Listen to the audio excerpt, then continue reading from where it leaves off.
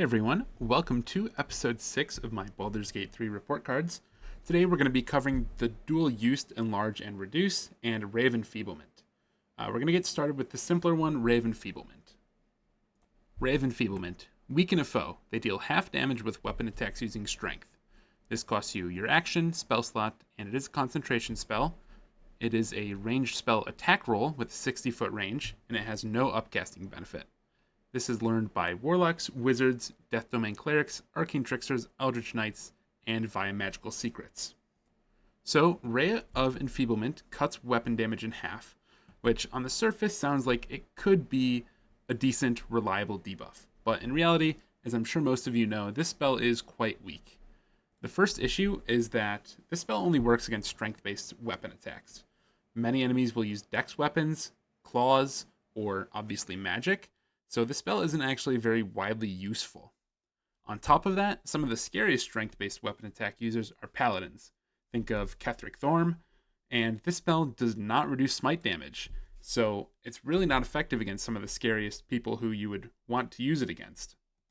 Uniquely, Ray of Enfeeblement starts as an attack roll. Most debuffs require a spell save, but this one doesn't at first. It's a unique property that I quite like. In general, attack rolls are much more reliably increased than spell saves. You can get advantage on them. Most of the time you can crit, not with this spell, but you can get advantage on it and increase the attack rolls significantly.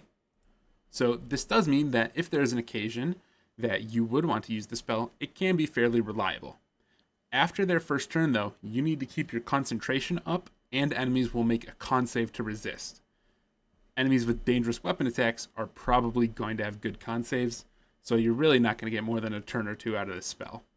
It does have a few more faults as well. The first one is that it has no upcasting benefit.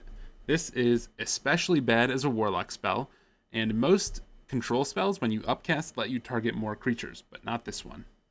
The real kicker, though, for why this spell and the debuff really is so weak, is that it doesn't actually have any effect on the enemy's action economy. They still move as normal, they can act as normal, and their weapon attacks will be a bit weaker. But that's it. And most control spells can do a lot more. You know, what's better than cutting weapons damage in half? Just stunning the enemy. Let's get into the grades now, and it is not going to be pretty again. I have an F for base level at every point in the game. I think the opportunity cost is just too high, and there are too few enemies that this would be a good debuff on at any point in the game. And against those enemies, most of the time, you're going to get more out of a strong damaging spell or different control spell like Hold Person. I think this one could, in theory, maybe increase for a base level late game because enemies will make more attacks per turn, but I have it at all Fs for now. The middle section is, again, going to be largely Fs, but I have given it credit in two places. I gave it a C in uniqueness. We already talked about how a control spell being an attack roll is a unique strength of this spell. I don't think it saves the spell from being really weak, but I do want to call that out. I think that is a unique property that I really like. I also gave it a D in specificity. I can think of one specific encounter where this spell could be one of the better uses of your spell slot, and to me that is against Sarevok.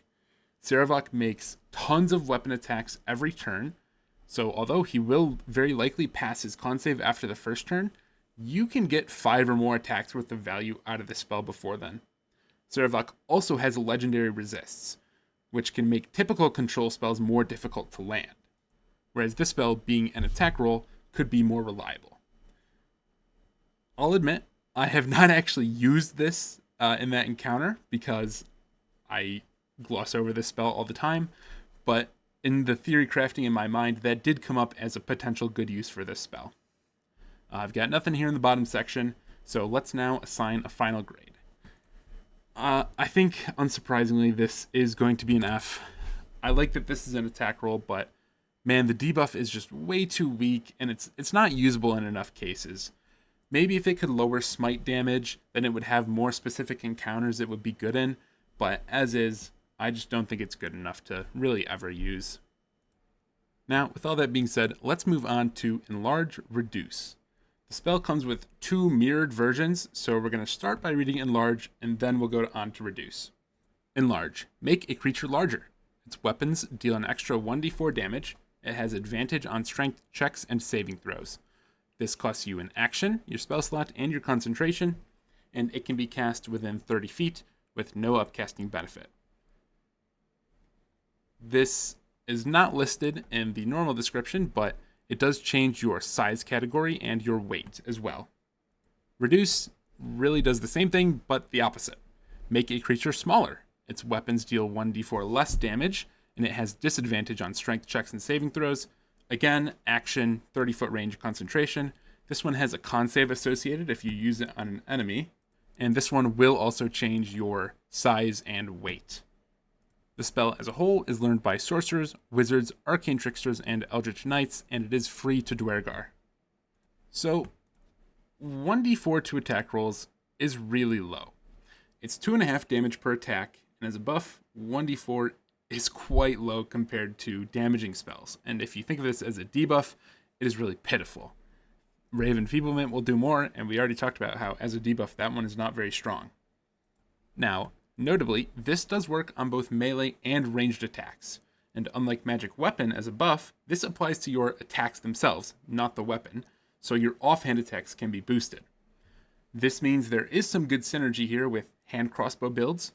Fighters with hand crossbows can make 4 attacks per turn, plus another 3 if they use their action surge, and another one if they're hasted. So even though 1d4 is small, it can add up in the right circumstance. Some other good users might be Tiger Barbarians and Hunter Rangers, to name a few. Along with the damage, this gives advantage or disadvantage on strength rolls. This only affects a couple of things. In combat, athletics is used to shove or resist shoving, and there are a handful of effects with strength saves. For spells, there's only a couple. There's Arms of Hadar, Ensnare, Ensnaring Strike, Thunderous Smite, Gust of Wind, and Ivard's Black Tentacles. Most of these are not used against you much, and honestly it's not worth to, since the spells generally are quite weak, giving yourself advantage in this way is not really worth the level 2 spell slot for those specific cases. And as a debuff, the spells aren't very strong for you to use, so it's not worth committing a level 2 spell slot to set them up for success. Some other examples of strength saves would be a couple maneuvers. Disarming attack and trip attack come to mind. I don't think there are other maneuvers, and I'm sure I'm missing a couple of effects, but those are the big ones that I know of. Let me know in the comments if there are any other important ones. So overall, I think most of these effects don't really justify, giving yourself advantage on strength saves or enemies disadvantage. But there is one exception in my mind, and that is shoving. If I enlarge myself, that lets me shove an otherwise unshovable enemy sometimes. And if I can do that and get an insta-kill on someone, that is incredibly valuable. You could also reduce an enemy for this. They get a chance to save against it, but the upside is reducing enemies could also make them easier to throw, which is more flexible than shoving. There is also, of course, the well-known owlbear cheese, and this spell really is, it is known for the different types of cheese that it can get up to.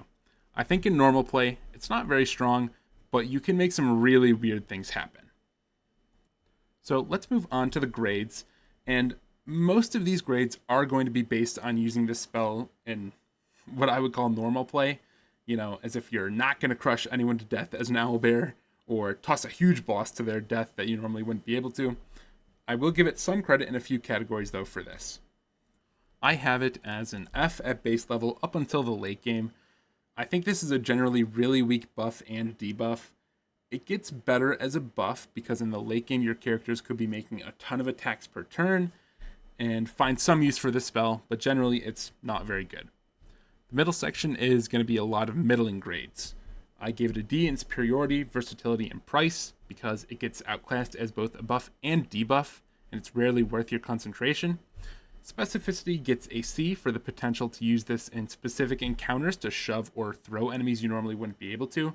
And uniqueness, I gave it an S because of all the crazy things you can do with this spell. I also gave it a B in other for the same reason. I'm sure there are tons of creative things you can do with this spell, and let me know if there are any specifically funny ones that come to mind that you would have used in your playthroughs. overall, I am going to give this a low C. I think the buff and debuff are really outclassed, but the use case of like hand crossbow builds and other high attack builds, along with the potential for cheese, do bring this up to a low C tier spell. I think it's overall, again, not very good in normal play, but it has a few specific cases. Now, let's put these spells on the tier list. And before I place these, I'm going to make one quick adjustment. I am going to move Magic Weapon above Branding Smite.